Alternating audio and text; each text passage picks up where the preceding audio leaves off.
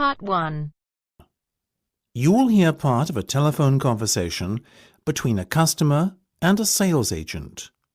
First, you have some time to look at questions 1 to 6.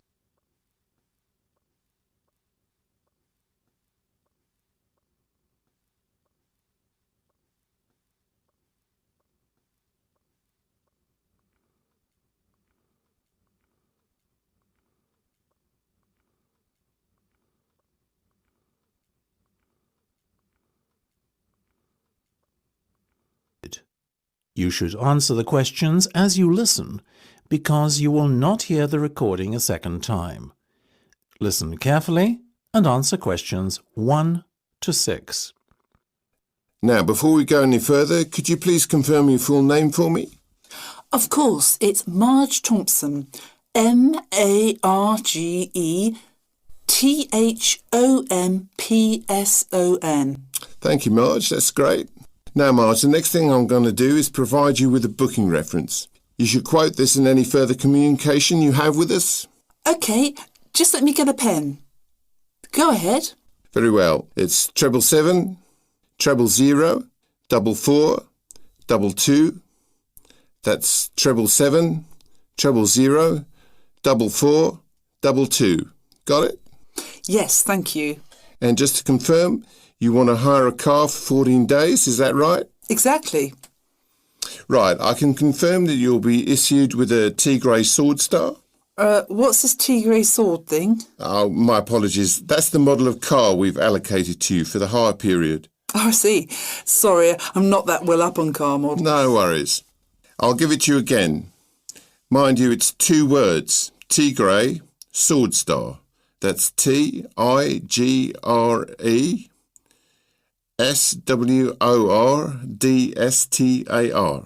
Perfect, got it. And that's going to be at the airport when I get there on the 2nd of July, right? Right. At 3 p.m, it'll be there waiting for you. Lovely. Where should I go to collect it? The hire car centre? No, you're arriving at the South Terminal. The hire car centre is in the North Terminal Blue Car Park. Instead, your car will be waiting in the South Terminal Blue Car Park. That'll save you a long walk. Oh, even better. And when do I have to have the car back by? Well, we give you a period of grace. So once it's back by the 17th of July, at or around 6 p.m, there won't be any problem. Well, as I'm flying back on the 16th, there certainly won't. I'll surely have it back by the return date. Otherwise, I'll be in big trouble. Indeed. Now, what type of insurance would you like? Fully comprehensive, of course. Naturally, right. We'll put you down for the comprehensive then, but I must inform you that there's an excess of £500. After that, you're covered for everything. Fine. That's pretty standard these days. Before listening to the rest of the conversation, you have some time to look at questions 7 to 10.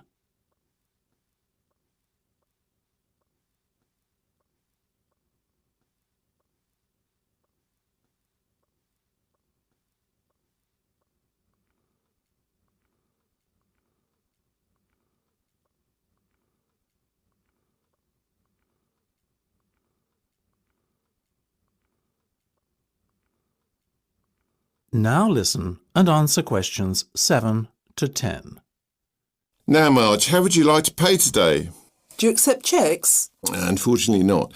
Only a debit or credit card will suffice. OK, I have my debit card here. No worries. Excellent. Let me just give you a breakdown of the total cost now. It's £280 for the 14-day vehicle hire, and the insurance is an additional £75. Will you be needing a satellite navigation system? How much? £25. No, thank you. I'll use my own. I have one on my mobile. What about the roaming charges? That could amount to even more than £25. Good point. On second thoughts, I'll take the satellite navigation. I also need tyre chains. Is that correct? Not compulsory at this time of year. But I may be travelling up to very high altitudes in the Alps. In that case, perhaps you should hire them too. The chains will set you back another £25. No problem. So that's £405 by my calculation. We also have to include 12.5% tax, I'm afraid. Oh, well, if you must. So in total, that's £455.50. Now let me just... That is the end of part 1. You now have half a minute to check your answers.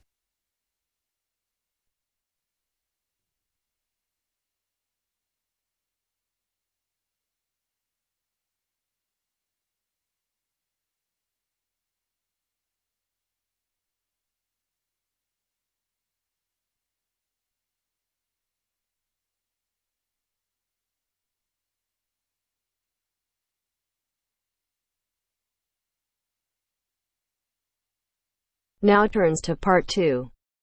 Part 2. You're going to listen to a talk about the food we eat. First, you have some time to look at questions 11 to 15.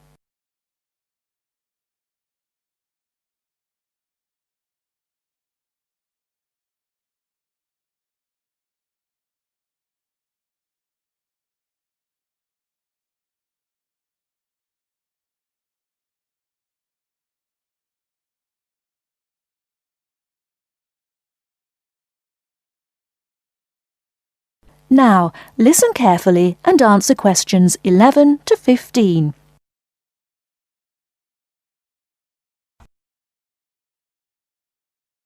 Welcome to the Food We Eat, sponsored by Safeway. Increasingly, we know more about the effects of our eating habits and lifestyles on our health. While new information can change old ideas, the news stories can often be confusing. At Safeway, we try to help customers not only in the range and types of food offered, but also by providing up-to-date, reliable information in areas we know are of interest and which relate to the diet we eat. Today, we are going to talk about sugar. Recently, doctors have been advising us to eat less sugar. The health recommendation to use less sugar is for 2 reasons. Firstly, for the sake of our teeth, since the amount and frequency of sugar consumption links to decay. Secondly, as sugar is a good source of calories, it can easily be a problem if we tend to be overweight. The dental risk is because bacteria which occur naturally in our mouth feed on carbohydrates, sugar and starch, to form plaque and acid. Plaque is a sticky coating that prevents the bacteria being removed by saliva. The acid attacks the tooth itself. This takes time, however, so the trick is to avoid sticky foods like sweets, which stay around in crevices feeding the bacteria. Before you hear the rest of the talk, you have some time to look at questions 16 to 20.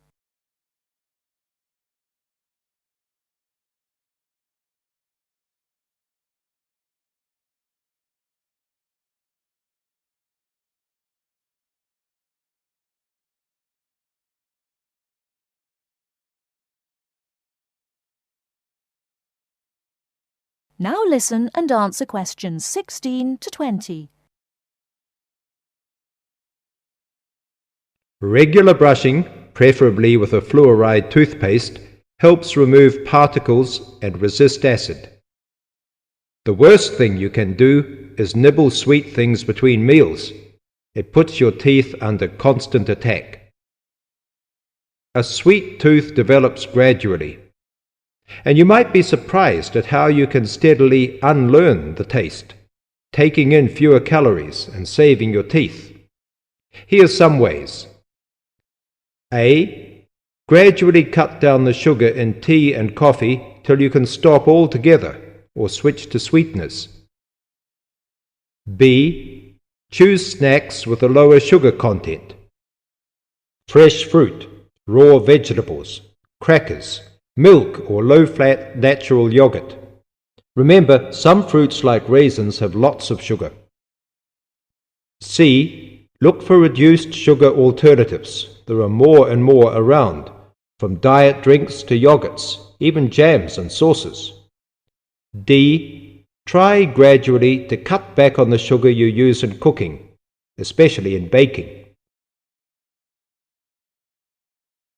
That is the end of part 2. You now have half a minute to check your answers.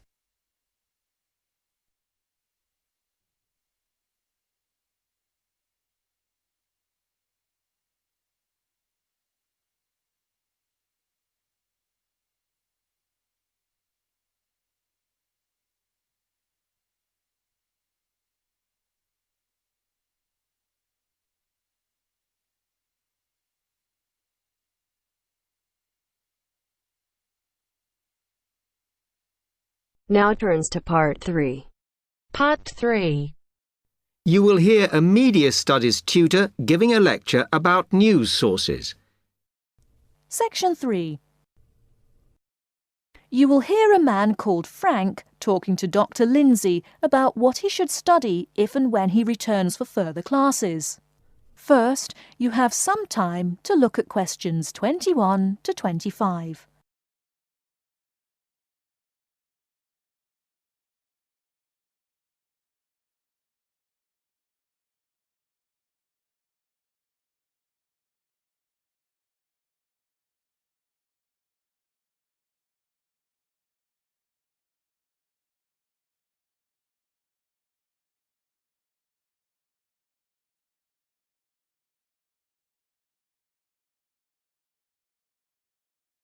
Now, listen carefully and answer questions 21 to 25.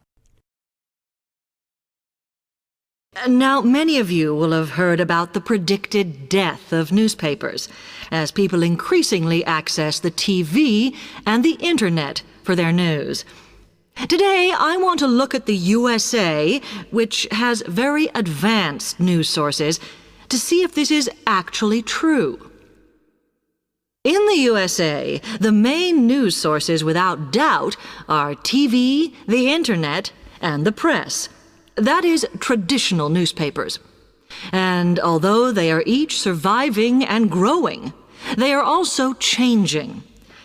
Obviously, TV news has been around for a while, and the early evening bulletins when people get in from work are very popular.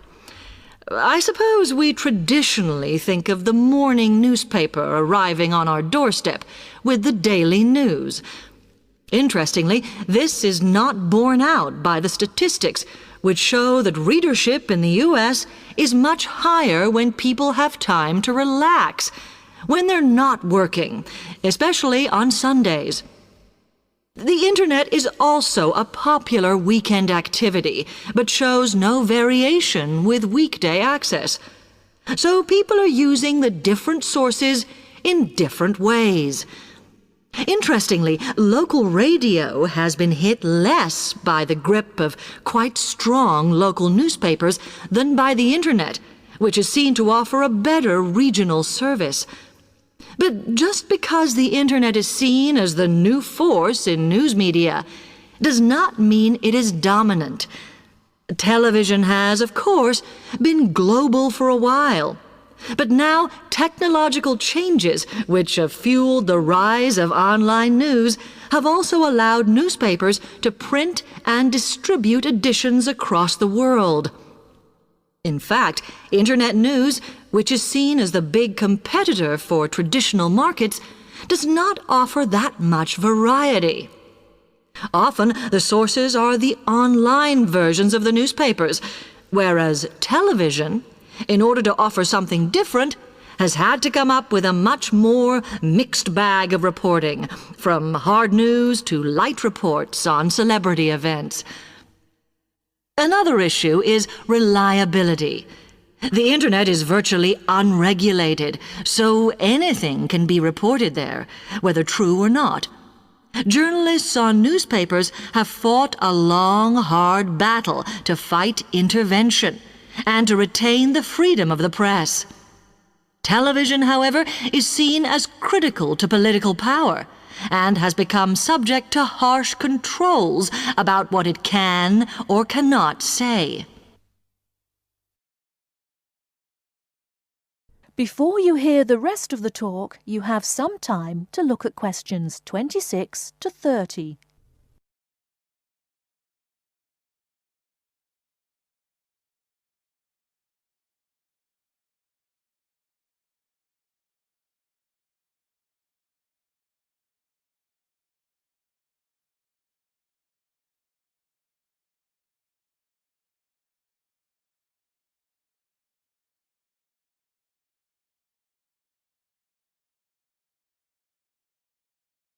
Now listen and answer questions 26 to 30. Now, one very critical factor in keeping newspapers alive and well in the USA has been their approach to advertising. Obviously, newspapers are heavily dependent on advertising revenue, and they have become more and more imaginative in what they offer, in order to make sure that advertisers use them and not other news sources.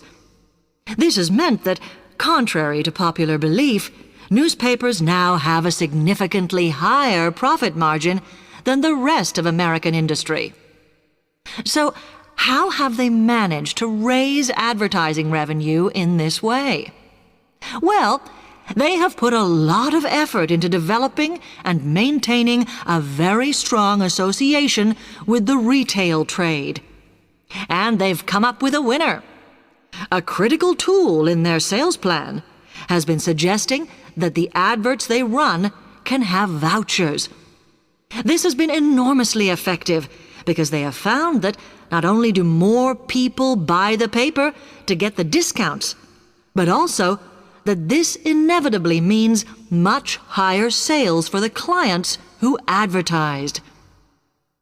As well as doing this, the newspapers have also introduced aggressive sales campaigns over the last few years. This has resulted in a significant and continuing rise in the number of advertisers prepared to pay the extra for full-page ads. So, what I would like to move on to... That is the end of part 3. You now have half a minute to check your answers.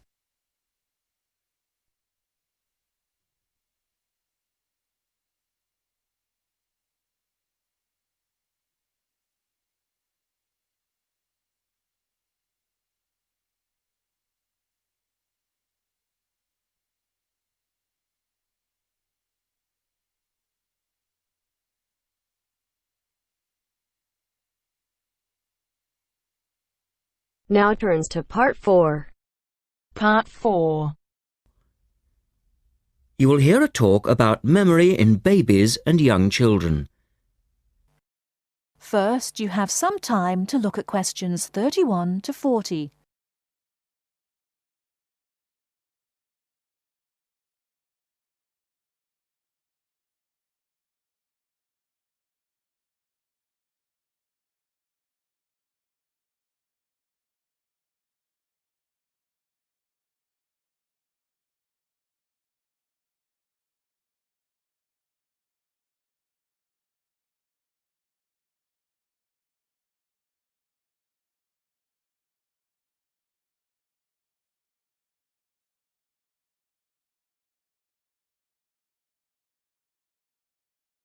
Now listen carefully and answer questions 31 to 40. We're going to look today at some experiments that have been done on memory in babies and young children. Our memories, it's true to say, work very differently, depending upon whether we are very old, very young, or somewhere in the middle. But when exactly do we start to remember things? And how much can we recall? One of the first questions that we might ask is, do babies have any kind of episodic memory? Can they remember particular events? Obviously, we can't ask them, so how do we find out? Well, one experiment that's been used has produced some interesting results. It's quite simple and involves a baby in its cot, a colourful mobile, and a piece of string. It works like this. If you suspend the mobile above the cot and connect the baby's foot to it with the string, the mobile will move every time the baby kicks. Now you can allow time for the baby to learn what happens and enjoy the activity. Then you remove the mobile for a time and reintroduce it sometime from 1 to 14 days later.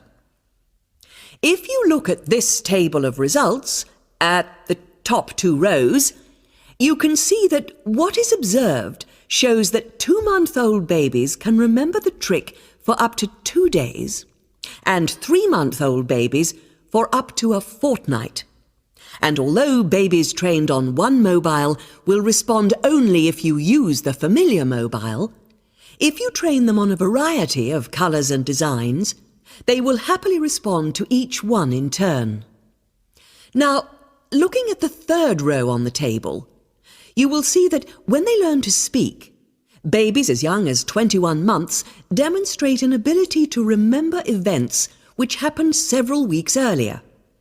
And by the time they are 2, some children's memories will stretch back over 6 months, though their recall will be random, with little distinction between key events and trivial ones.